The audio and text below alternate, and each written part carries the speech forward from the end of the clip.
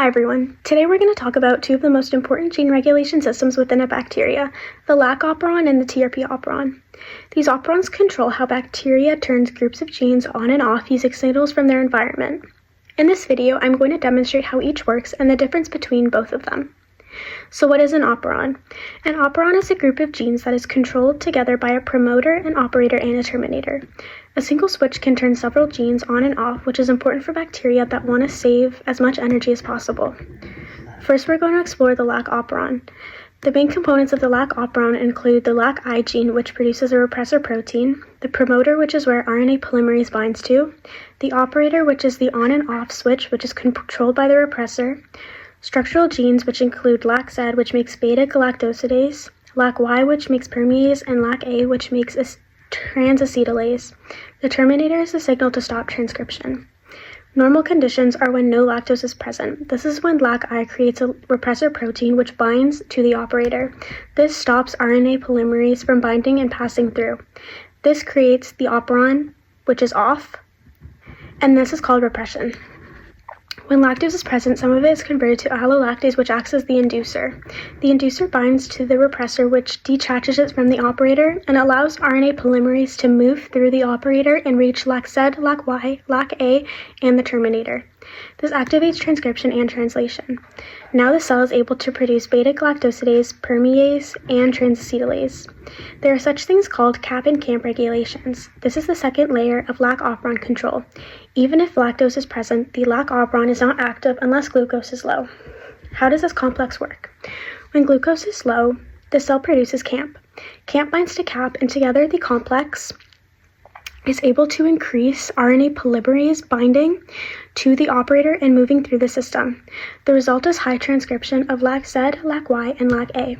When glucose is high, camp is low, and cap cannot bind. This means that RNA polymerase can also not bind, and transcription is very low. Now I'm going to demonstrate the process of how this works. I have this piece of paper which demonstrates the process. The promoter, the operator, the lac Z, lac Y, lac A, and the terminator are all labeled on the sheet. This cup is going to act as my RNA polymerase. This green bead is the allolactase, which is the inducer. This green sheet of paper is the lac I repressor. This bead is going to act as camp, and this red sheet of paper is going to act as cap. I'm going to shift the view so you can get a better look at how this system works. When the repressor is placed on the operator, RNA polymerase is not able to move through. It's blocked. When we add allolactase to the repressor, it causes it to detach from the operator, and now RNA polymerase can move through the system. When we add cap and camp close to the promoter, RNA polymerase is able to bind more easily and move through at a quicker pace. This is a simple demonstration to how the lac operon works. Now we're going to take a look at the TRP operon. Key parts include the promoter, the operator, TRPE, TRPD, TRPC, TRPB, and TRPA. We have the repressor protein, which is inactive at first, tryptophan, which acts as a co-repressor, and the terminator. When tryptophan is low, the TRP repressor is inactive and it cannot bind to the operator. RNA polymerase is free to bind to the promoter and move through, transcripting TRPE, TRPD, TRPC, TRPB, and TRPA, finally stopping at the terminator. This means that the operon is on, and enzymes are now produced to create tryptophan.